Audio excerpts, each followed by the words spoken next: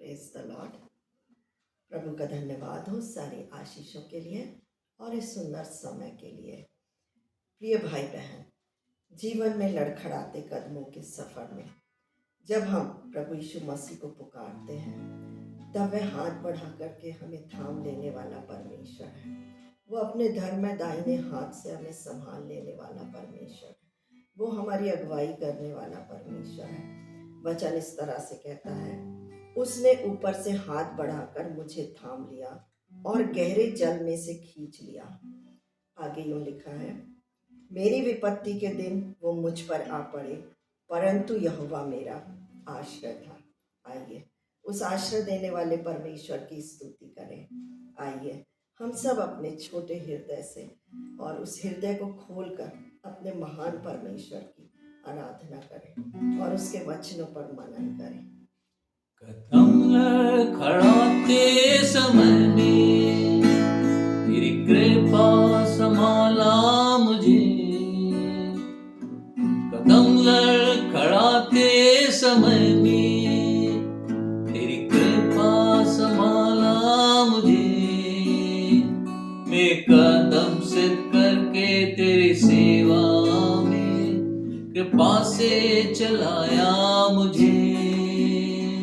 मैं कदम सिद्ध करके तेरी सेवा में कृपा से चलाया मुझे। ओ सन्ना राजाओं के राजा तू। ओ सन्ना आने वाले राजा तू। ओ सन्ना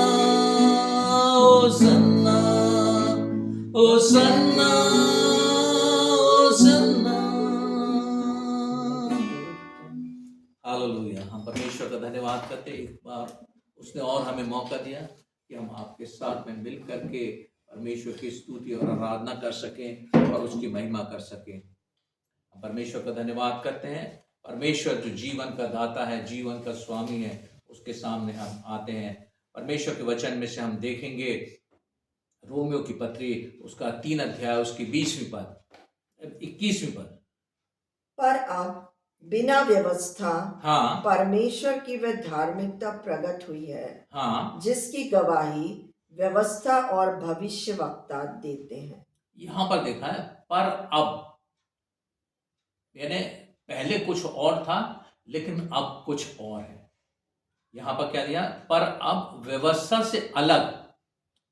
व्यवस्था कुछ कहती है, नियम कुछ कहते हैं, सारे बातें जो है वो अलग कहते हैं, लेकिन अब परमेश्वर की क्या हुआ है? वह धार्मिकता प्रकट हुई है जिसकी गवाही व्यवस्था और भविष्यवक्ता देते।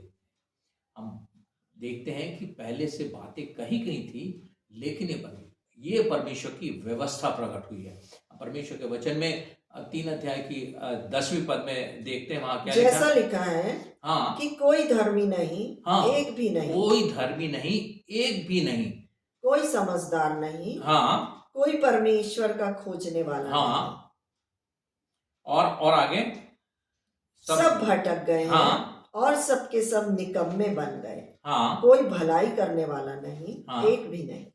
यहाँ पर हम देखते हैं कोई भलाई करने वाला नहीं, कोई, सब क्या है? भटके हुए हैं, कोई धर्मी नहीं है। लेकिन यहाँ पर जो हमने वचन देखा उसमें लिखा है परमेश्वर की धार्मिकता प्रकट हुई है। एक प्रकाशन है यहाँ पर कि परमेश्वर की व्यवस्था जो है प्रकट हुई है। वह कैसी व्यवस्था है? उसके परमेश्वर का वचन तो हमें बताता कोई धर्मी नहीं, एक भी नहीं, और हमको परमेश्वर का वचन ये भी बताता है कि सबने पाप किया और परमेश्वर की महिमा से रहित हैं। सबने पाप किया है।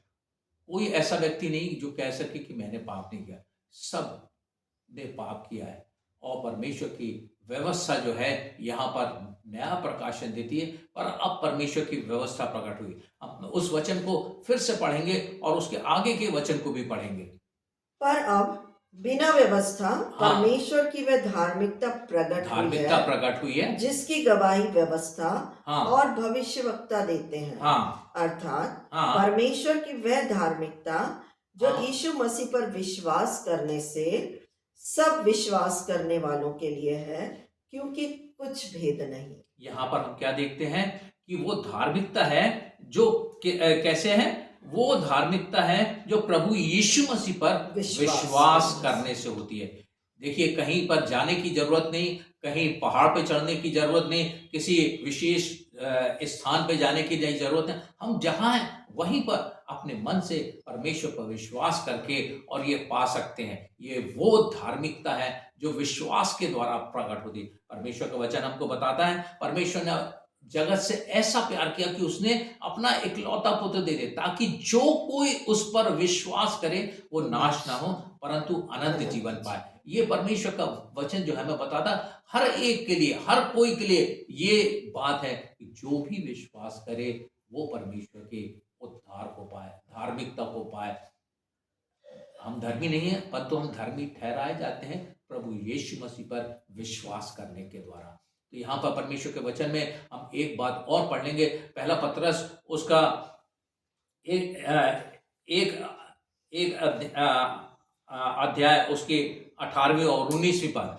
क्योंकि तुम जानते हो हाँ, कि तुम्हारा निकम्मा चाल चलन हाँ, जो बाप दादों से चला आता है, हाँ, उससे तुम्हारा छुटकारा चांदी सोने अर्थात नाशमान वस्तुओं के द्वारा नहीं हुआ। हाँ, यहाँ पर हम देखते हैं हमारा छुटकारा, हमारे धर्मी ठहराया जाना जो है वो किसी दाम देकर के नहीं, सोना चांदी या और किसी बहुमूल्य वस्तु के द्वारा नहीं हुआ है।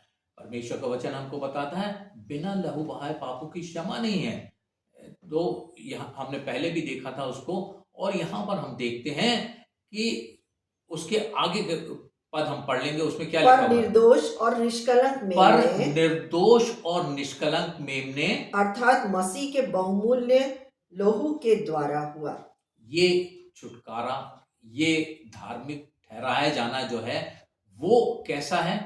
वो किसी दाम दे करके एक जो सोना चांदी या बहुमूल्य वस्तु दे करके नहीं, परंतु प्रभु यीशु मसीह के बहुमूल्य लहू, उसने अपना लहू, कीमती लहू बहाया, निर्दोष और निष्कलंक लहू बहाया, उसके द्वारा जो है हमारा छुटकारा होता, हमारे हम धार्मिक ठहराए जाते हैं।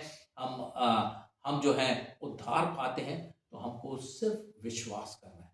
ये धार्मिकता जो है विश्वास के द्वारा प्राप्त होती है। तो जो कोई विश्वास करेगा वो परमेश्वर की ओर से धर्मी ठहराया जाएगा और वो जीवन को प्राप्त करेगा, हमेशा के जीवन को प्राप्त करेगा, अनंत जीवन को प्राप्त करेगा।